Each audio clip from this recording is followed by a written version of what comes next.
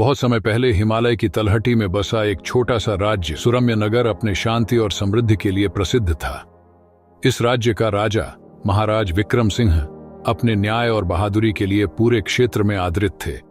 परंतु एक दिन सुरम्य नगर पर काले बादलों की छाया मंडराने लगी।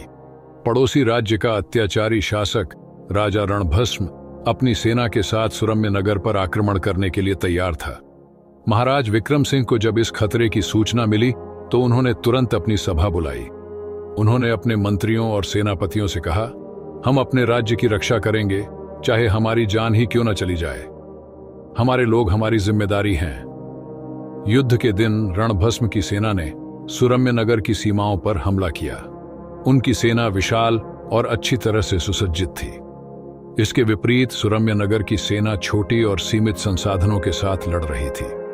लेकिन राजा विक्रम सिंह ने हिम्मत नहीं हारी। उन्होंने अपनी सेना का नेतृत्व खुद करने का निर्णय लिया। राजा ने अपने सैनिकों का उत्साह बढ़ाते हुए कहा, हमारे लिए यह युद्ध सिर्फ जमीन का नहीं है, यह हमारे सम्मान और हमारे लोगों के जीवन का सवाल है। वीरता हमारी पहचान है।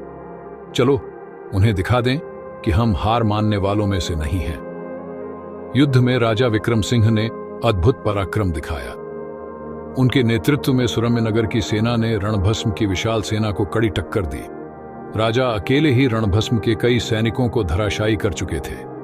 लेकिन रणभस्म चालाक था।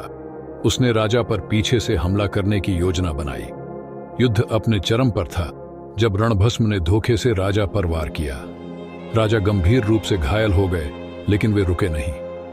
अंतिम सांसों तक वे अपनी भूमि और अपने लोगों की रक्षा के लिए लड़ते रहे।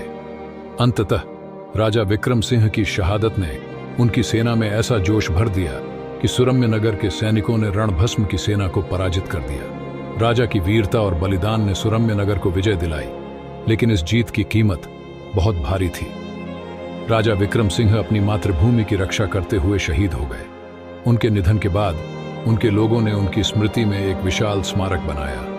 आज भी जब हिमालय की हवाएं सुरम्य नगर के किले से गुजरती हैं तो ऐसा लगता है कि वह वीर राजा विक्रम सिंह के पराक्रम की गाथा गा रही है।